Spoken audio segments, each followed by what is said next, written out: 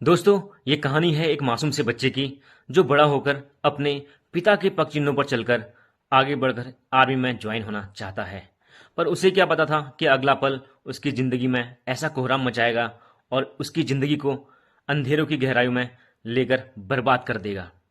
तो दोस्तों, मैं बात कर रहा हूँ लेटेस्ट मूवी सरजमीन की, जिसमें मेन कैरेक्टर में आपको नजर आएंगे इब्राहिम अली खान, पृथ्वीराज सुकुमारन, काजोल, पृथ्वीराज सुकुमारन कर्नल विजय मेनन की भूमिका में नजर आएंगे और उनके साथ उनकी पत्नी के कैरेक्टर में नजर आएंगी काजोल, और हरमन मेनन नजर आएंगे इब्राहिम अली के किरदार में, जो कि विजय मेनन के बेटे हैं।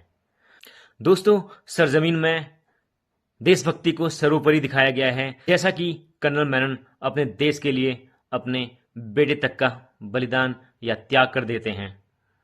कर्नल मेनन एक आतंकवादी को पकड़ते हैं, पर वह आतंकवादी चेतावनी देता है कि अपने बेटे को संभाल कर रखें, और कुछ समय बाद कर्नल मेनन के बेटे का अपहरण हो जाता है और आतंकवादी संगठन उनसे आतंकवादियों को रिहा की मांग करता है।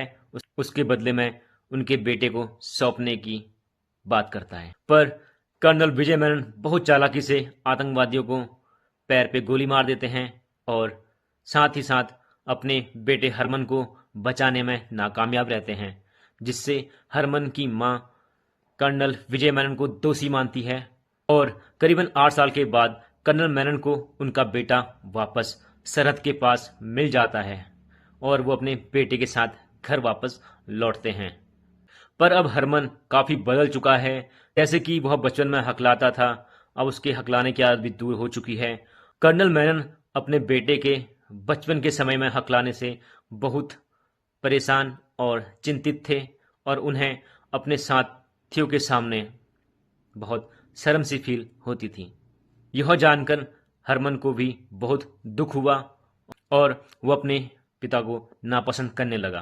कर्नल मेनन जैसे कि एक देशभक्त हैं, तो वो फिर भी बेटे के वापस आ जाने के बाद बेटे पर शक करते हैं, क्योंकि कुछ ऐसे कारण बनते हैं जिनसे उनके शक के कारण और मजबूत हो जाते हैं। इन 8 सालों के अंदर हरमन क्या करता है, वह अपने पिता से छुपाता है, क्योंकि इन 8 सालों में वह अपने पिता से बहुत ज्यादा नफरत करने लगा और अपने पिता कर्नल मेनन के साथ रहकर भी वह देश के खिलाफ जालसाजी करता है और इस जालसाजी को अंजाम देने के लिए उनका एक प्लान होता है और देश को तोड़ने के लिए हरमन हर संभव प्रयास करता है।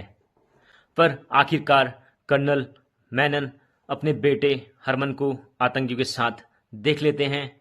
तो दोस्तों, मूवी के अंत में क्या ट्विस्ट एंड टर्न आते हैं, वो देखने के लिए आपको देखनी पड़ेगी मूवी सरजमीन, क्योंकि इसका एंड ही सस्पेंस से भरा हुआ होता है। तो दोस्तों, पिछली मूवी नादानिया से इब्राहिम अली खान ने निकलकर एक स्ट्रॉन्ग कमबैक किया है। इस मूवी में आप देखेंगे कि इब्राहिम अली खान ने बहुत ही साफ सुथरा अभिनय किया है, तो उनके अभिनय की थोड़ी सी तो प्रशंसा बनती है और बाकी सारे कलाकारों का अभिनय तो एज यूजुअल अच्छा है ही, क्योंकि और सभी कलाकारों ने बहुत समय दे दिया है इंडस्ट्री को।